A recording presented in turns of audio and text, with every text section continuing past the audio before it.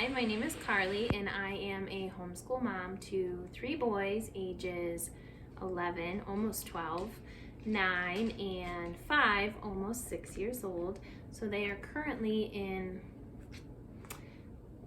5th grade, 3rd grade, and kindergarten.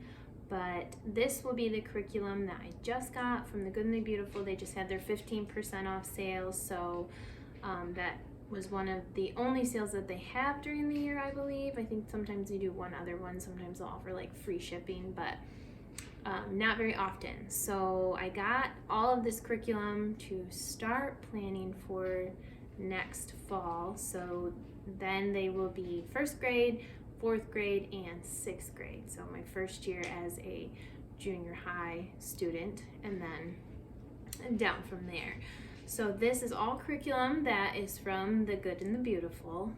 We use the Good and the Beautiful for language arts, math, and science, but not for history, or spelling. I actually add on with spelling. So this is just for language arts, math, and just a little bit of science that I got in this haul.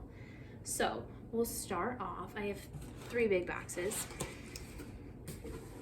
which I already emptied, so I could put it in order of what grade level they have. Now, I have been using the Good and the Beautiful since we started homeschooling, so that was 4 years ago. So there's a lot of things over the years that I've collected for the other boys that I don't need as I order for each kid going up to the next grade, because we already have it and I've saved it for them. We don't reuse the workbooks or things like that. We write right in them, and then I just order a new one each year. I like the physical copy. I don't want to hassle with printing things and like wasting my life away printing everything out, because it's frustrating for me. I forget to put the paper in, those types of things. So I just buy the book. But the nice thing about the Good and the Beautiful is you can just print it off. I think most things, if you print them off, are free or discounted. So that saves a lot of money if you're looking to really like have a smaller budget for homeschooling. But even so, it really is an affordable curriculum, in my opinion. Having multiple kids, it really has not been bad. So we'll start off with my he'll be in 1st grade, my youngest. He'll be in 1st grade next year. Now he is not quite going to be done with the kindergarten curriculum when summer starts this year, but I think I'm going to just continue a little bit throughout the summer to catch him up, so that he'll be working on the 1st grade workbooks come fall, but we'll kind of see how our summer goes. I don't want to push him too hard. So we'll just kind of see how it goes. Alexa, turn off. I don't even know what that timer was for. Anyway, so the first thing I have here is his math book, which is Math 1. So these math books are amazing. They come with math boxes. So I know they're changing now. I think they are like plastic boxes, I do believe, maybe cardboard, I'm not sure. But because I have now going to be a 6th grader, and when we started homeschool, my 2nd son was starting kindergarten, we have every single math box already. And they're the wooden ones, which I don't have Math 1. It's downstairs, like in our storage for next year. But I do have my youngest son's right here. So they look like this. So this is the kindergarten one. And then they have all the little like manipulatives and things that you're going to need like for the math lessons, like right in them, which is super helpful. I know some people will make their own, but I just thought it was super helpful to just have them. So I do have the Math 1 box already somewhere down in storage that I'll have to find. So yeah, I got him his next math book, which, like I said, we write right in them. They're really pretty and really colorful, and my kids have loved them every single year we've done them. just for reference, this year my youngest Jack is in kindergarten, and between language arts and math, we're usually done in less than an hour. I would say maybe 40 minutes total. So that's one thing I like. They're open and go. You just literally read, but they have, you read and then you do a lesson together, and then they have a little bit of independent work. And obviously it gets longer the older they get. Okay, so that's for math for first grade. And then we have language arts, which is a lot more. So for language arts, he will be level 1. So I guess you could say that's first grade. Just depends on your kid and where they're at. So this is the level 1 book. So we got level 1 language arts, which is set up, very similar, very colorful to the math. And again, my kids love it. They love the independent work that goes along with it. They do tie in, so it's phonics, writing, reading, grammar and punctuation, spelling, literature, geography, and art. So they get a little bit of everything in there. I really love how much art they tie into it. My kids love the pictures. Sometimes there'll be like audio narration to go along with like an art piece that they're studying, which is fun, and just somebody else teaching them for a minute is nice as a parent and a teacher, but also just a different person telling them about whatever they're learning about. So it ties together really good. And then along with that is the Reading Booster B cards, which I'll be honest, when my first son went through that, I was like, I just don't want to add on another thing to the course, in addition to the course book, but I really like these. I've done these with my youngest son for level K this year, and they've helped out so much. So I would definitely recommend them, and they earn little stickers as they go through the book, which correlates perfectly with the course book. So it's just that added little bit, and it doesn't take a lot of extra time. And my kids are always motivated by stickers. And then along with that as well is the Reading Booster B books, which actually in the Reading Booster books, they'll tell you even when to have your child practice these based on the skills that they have been learning. So it takes not a lot of brain power when they're telling you exactly when to use all the different materials. And then we also have, these are just recommended, but my kids love these. Even my older boys will grab these and flip through them because they're really pretty, and of course they're about nature, so why wouldn't you love them? So this is the second nature reader, which is what is recommended for the level 1. We have, where is it? So this is for kindergarten, and then the third nature reader, which will be later on. Those weren't in my haul, but because I already had those, for some reason I didn't have the second nature reader, so I added that on. And then the last thing is he's finishing up his kindergarten handwriting right now. So then whenever he finishes that, we'll start with handwriting level 1, which is getting, into bigger pages, but you're still getting to do artwork and coloring and drawing things, which my kids all love. It's not all just forming letters. They get to do some creative things that go along with it, which is nice. So that is everything for math and language arts that I didn't already have from previous years for my youngest son, who's going to be in first grade. So for the next kid, he will be in fourth grade in the fall when we start again. And so I got him his Math 4 course book, which we've gone through before with my oldest son, and he loved it. But of course, like I said, I let them write right in the book, and so I order a new one each time the next kid gets to that level. So Math 4, which Math 4 is the first year when you're doing the Good and the Beautiful that they go to video lessons. So K through 3 you're doing the lesson, you're reading the lesson with them. There is a couple video lessons, but overall you do it like teacher led. You're reading the lesson to them. Then starting in 4th grade and up, they have video lessons that they go online. They come with the course, and they are able to do it completely independently, which my middle son, who will be doing this next year, is like super excited about, because he's the kid who wants to get up at like 6 in the morning and get all of his work done independently because he wants to play outside all day.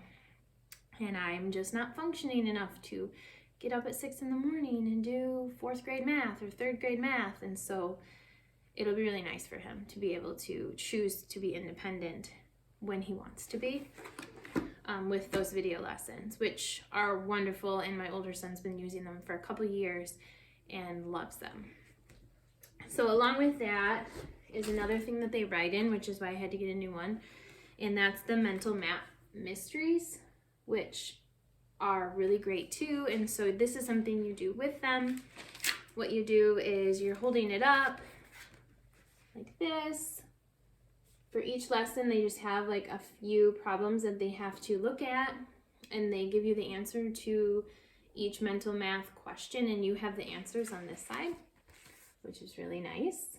And then they get a sticker as they finish 5 lessons, after each lesson, like 5 lessons that they finish. And then by the end of the year, they will make a puzzle. They'll complete a puzzle. So all of these stickers will not be jumbled anymore, and it'll create a picture. But they have to wait the whole school year to figure out exactly what it is, and it adds a little fun to it. And they're using their mental math. Another thing that they recommend for this course, which is actually, I think starts in 3rd grade, is the musical multiplication. We've had that for years, and my 2 older sons are using it. Even my 5th grader right now is still reviewing them, and kind of challenging each other to say who can do better, which is really nice. But I would definitely recommend those. Oh, they're way down there. But I would recommend those because they're fun, and they're a song, and they're just easy to remember, and it makes math so much easier. So that's his math that I had to order. And then, yes, I love you too. Okay. Okay. Okay. Okay. So, the next thing that I have for my 4th grader is his language arts, which for some weird reason I already had the course book. I don't know if like I got it on a sale at one point or another, but I had it already downstairs, not used. So the only thing that I needed to get for him for that is the spelling and writing workshop book that goes along with it. So there's a course book, and then there's a level 4 workshops. So they go through like, and they're really like honing in on writing and spelling, which is really nice. And so they go back and forth between each lesson. So they'll do like a lesson in the course book, and then they'll go every other day they'll do like a spelling lesson, and then they'll do a writing lesson. So they're not always doing them in the same days. It's kind of back and forth, which is nice. So they get a change from day to day. And again, even as they get older, they're still like very like colorful and fun. And so I think they're super engaging. I know there's also books that go along with this. We already have them, and so I'd have to dig them out again. I'll probably do a video where I go through all of what each of the grades is doing with what I got today, and then what we've had in the past that I've ordered in the past and used in the past. But as far as new stuff, that's all I needed for him. And then I have my oldest, who's going to be in 6th grade next year. So the first thing I have for him is, of course, everything for him is new because he's my oldest. So I don't have anything stored away downstairs. So his math book, he's going to be doing Math 6. It's the same idea as Math 4. You do a video lesson. There's always an option for the parent to just do the lesson. But you don't have to. They can just do the video. So it's kind of up to what your family prefers. And if you have internet access, like if you're traveling and you don't have it, you can always just do the teacher-led lesson. And then, so that's book 1. This is the first time they've had 2 books. And then there's book 2. So 2 math books, but they're not as thick as your typical books. And last thing is the math answer key. Now I have the math answer key for 3rd grade and up already, or I have the answer key 3rd grade, 4th grade, and 5th grade already, but I just needed the math answer key 6, which they do come in handy. Even if you're awesome at math, it's nice to be able to like check their answers and check their work quickly at the end of the day and not have to worry about calculating it all out yourself. So they are worth it. I would definitely recommend getting them. So that is going to be his math. They don't do math boxes once they get into 4th grade. So he does not have a math box, and then my 4th grader won't have a math box. This is his last year as a 3rd grader with a math box. And then we have language arts. He'll be on level 6.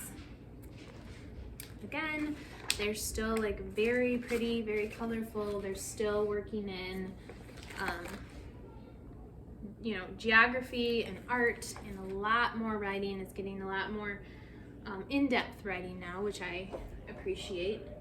And then I did get the answer key for his. I've never got the language arts answer key before, but this year in 5th grade, I felt like there were times I wished I had one, and so I went ahead and got the answer key this year.